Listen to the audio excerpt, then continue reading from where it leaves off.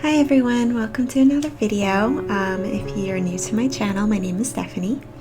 In this video I'm going to be explaining how I came to my signature color palette. I've gotten a couple of questions before on it on my YouTube and on my Instagram.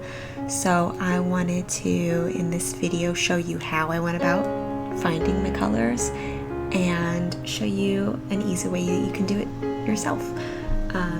In this video I'm going to be working in Adobe Photoshop.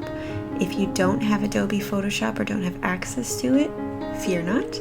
By the end of the video I will show you a free tool that you will be able to do this exact same process yourself, even if you don't have access to the same software. But for now I'm just going to show you more or less what I did. To start with, I'm going to kind of briefly explain what happened, my story. So more or less, I pretty much was using one color palette that I had decided on. I always thought my favorite color was a kind of forest green, so I built a color palette to use around the colors, and I used kind of a dark green color. Let's open up my color palette here so I can just have easy access to this. So I was using this forest green. I used a sort of kind of terracotta red color. I used a phthalo blue and a kind of Naples yellow, which is probably around something like this. And so I was using these colors along with, of course, black and white and some grays to create my fodder, to create my paintings, do whatever crafts that I wanted to do. And I found that I was getting really unhappy with the results. I was not really liking the outcome of the creations that I was making. I would create some things that would look very beautiful to me, and then I would do something different and I would hate the results. So what I decided to do was I decided to try to find more specifically what colors I was drawn to. So I started with a blank canvas. I pulled out my color tablet right here. As you can see, this is set to hue, saturation, and black. This is the hue right here, this little bar. This is the saturation, so how much gray is added to the color, and then black. So you go all the way over here, you're gonna get full white, and then this is black, so how light or dark your color is. So basically what I did was I started all the way at one side of the hue, and then I would play with these three sliders. You can also change this to a hue cube and do the same thing. But I started basically at one end, and I just kind of looked at it and said, okay, well, I really like this color. And then I would just swatch out a little bit, and I kind of like this more saturated one too. And I kind of like this little dark red.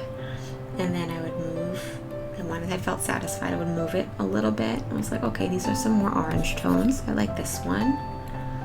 I like this one, and I tried to do this as fast as possible, so I wasn't really thinking much about the colors that I was choosing. I was just kind of going on instinct and being like, okay, well, you know, I'm really drawn to this kind of gray color, and well, this kind of olive tone is quite nice, and just kind of seeing what colors I was drawn to. Say, like in this palette, I'm not really drawn to any of these colors. I kind of like this light mint green, but that's really it. I'm not really crazy about any of these other colors. So I would keep moving and keep moving, and I basically did this until I went through the entire slider. And if I go back to the HSB, it would be this top bar, and using this to kind of adjust the colors and be like, okay, well, I really like this color, and I like it a little grayer, and okay, that's enough for, let's do this little bit more blue, and I like it a little bit more saturated.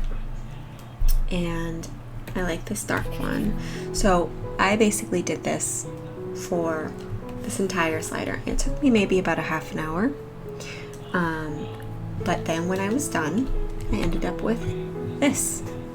And what was interesting to me was that there were, as you can see, a whole lot of cool colors here. A lot of blues, a lot of greens, a lot of purples. And I was really surprised by this because I thought that I was drawn more to warmer colors, but as this taught me, I'm actually more drawn to cooler colors. And I thought this was really surprising. And over here, I had some of the more saturated colors. If I pull up my color slider again, you can see that a lot of these are more desaturated. So when you're looking at this cube, if you divide it in half, obviously the left half is going to be less saturated colors and the right half is going to be the more saturated colors. So if I just kind of hover over these, you can see a lot of these are in the left half of this cube. They're very desaturated colors. There's a lot of gray in them. And then these over here are the more saturated tones that I really liked.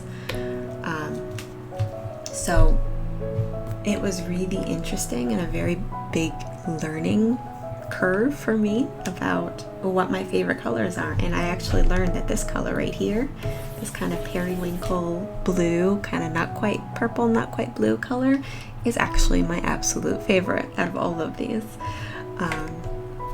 So what I did after I got to this screen was I did this over here. I basically chose all of the colors that I thought were my absolute favorite from these swatches. So these are the ones that I was drawn to the most on this page. And what I did was then I took these colors and I took some base paint, something like phthalo blue, sap green, some alizarin crimson. I think I didn't do alizarin crimson. I think I did red oxide instead. But I basically went to my local craft stores, Michael's or Dick Blick's, and I bought paints that I thought I could mix all of these colors with. So I ended up with 4 or 5 paints that I mixed. Some of these I did buy individually, like this kind of really saturated pink I bought on its own because I didn't think I was going to be able to mix these truly saturated pigments. So these colors I purchased on their own, but some of these more desaturated tones I bought pigments for, and I mixed them into their own paint bottles, and it allowed me to not quite perfect the colors, but all of these harmonize really well because I'm using the same base colors for all of them. So for example, if you take a couple colors and you add gray to everything, they're all going to automatically harmonize because they have color in common, which is that gray. So that's basically what I did with this palette. Was I bought some base colors and then I mixed all my own paints into my own tubes. And that was more or less what I did to create my own custom color palette.